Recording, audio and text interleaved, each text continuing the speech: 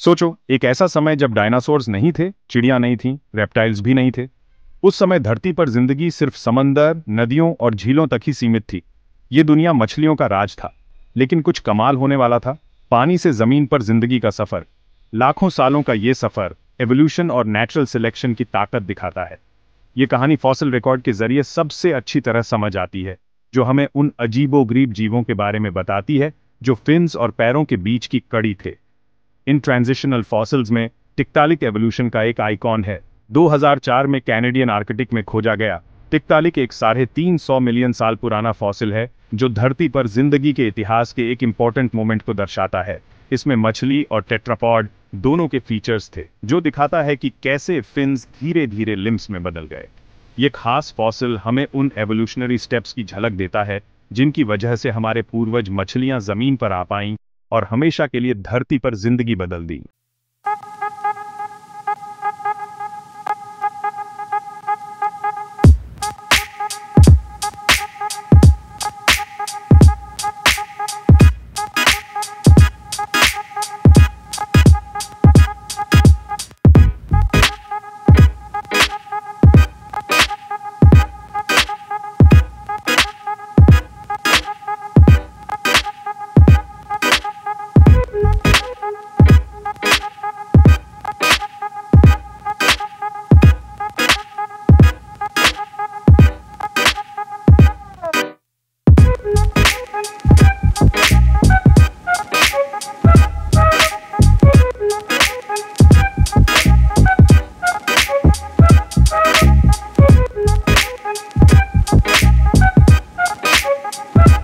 एक खास कड़ी बनाती है।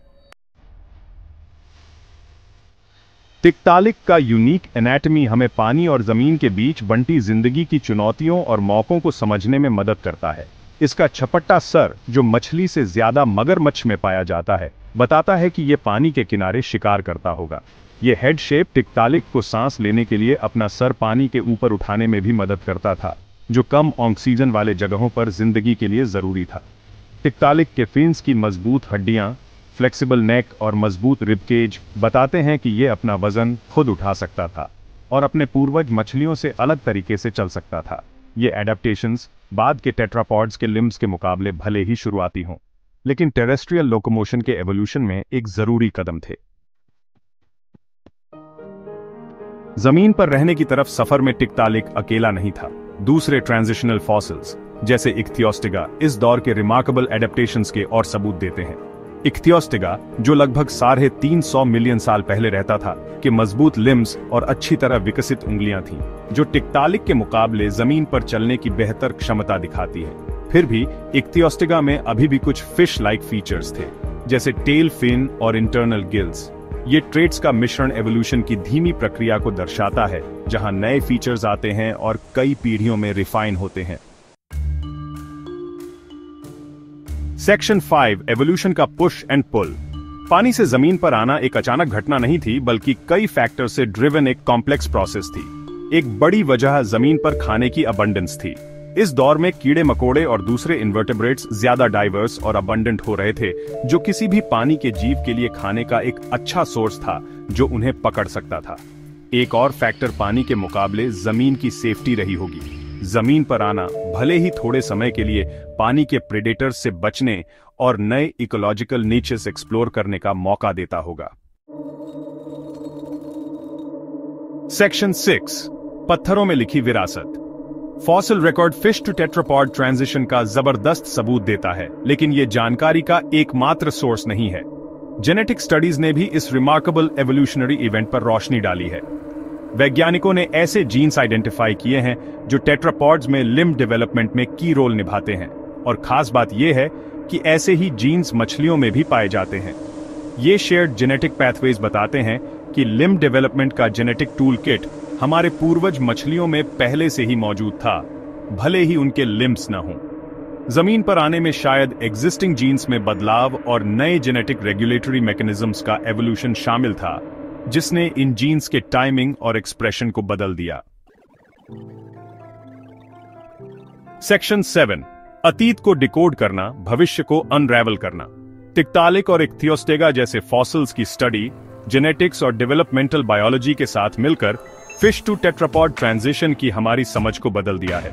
अब हमारे पास एनाटॉमिकल और जेनेटिक चेंजेस की क्लियर पिक्चर है जिसने एवोल्यूशनरी हिस्ट्री के इस पिवटल इवेंट को अंडरपिन किया। फिर भी कई सवाल अभी भी अनआंसर्ड हैं। लिम्स के एवोल्यूशन को किन स्पेसिफिक एनवायरमेंटल प्रेशर्स ने ड्राइव किया?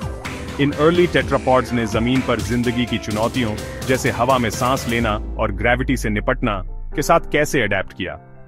आगे रिसर्च, फॉसिल डिस्कवरीज और कटिंग एज टेक्नोलॉजीज के साथ धरती पर जिंदगी के इतिहास के इस रिमार्केबल चैप्टर की हमारी समझ को और रिफाइन करेगी। सेक्शन 8, हमारे ज्ञान की सीमाएं। फॉसिल रिकॉर्ड भले ही हमें पास्ट की इनवैल्यूएबल इंसाइट्स देता है, लेकिन इसकी लिमिटेशंस को एक्नॉलेज करना जरूरी है। फॉसिलाइजेशन एक रेयर इवेंट है और ज्यादातर जीवों ने फॉसिल रिकॉर्ड में कोई निशान नहीं छोड़ा। इसका मतलब है कि पास्ट का हमारा व्यू इनकम्प्लीट है और कई ट्रांजिशनल फॉर्म्स अभी भी खोजे जाने बाकी हैं। इसके अलावा फॉसिल्स हमें लिमिटेड जानकारी ही दे सकते हैं। ये हमें एंशिएंट ऑर्गेनिजम्स के स्पेसिफिक पॉइंट्स इन टाइम के स्नैपशॉट्स देते हैं, लेकिन उनकी बायोलॉजी, बिहेवियर या उनके एनवायरनमेंट्स की पूरी डिटेल्स नहीं बता सकते। इसलिए पास्ट की हमारी समझ हमेशा वर्क इन प्रोग्रेस रहेगी, कॉन्स्टेंटली रिफाइन और रिवाइज होती रहेगी जैसे जैसे नई डिस्कवरीज होती रहेंगी। सेक्शन 9, एक अधूरी कहानी। फिश टू टेट्रापॉड ट्रांजिशन की कहानी धरती पर जिंदगी को शेप करने की एवोल्यूशन की पावर को दर्शाती है। ये एडेप्टेशन, इनोवेशन और नए फ्रंटियर्स एक्सप्लोर करने के लाइफ के रिलेंटलेस ड्राइव की कहानी है। हमने इस रिमार्केबल जर्नी के बारे में बहुत कुछ सीखा है, लेकिन ये अभी भी एक अधूरी कहानी है। नई फॉसिल डिस्कवरीज, जेनेटिक्स और डेवलपमेंटल बायोलॉजी की एडवांसेस के साथ हमारे डिस्टेंट पास्ट और उन फोर्सेस के बारे में और भी रिवील करेंगी जिन्होंने आज की दुनिया को शेप किया है।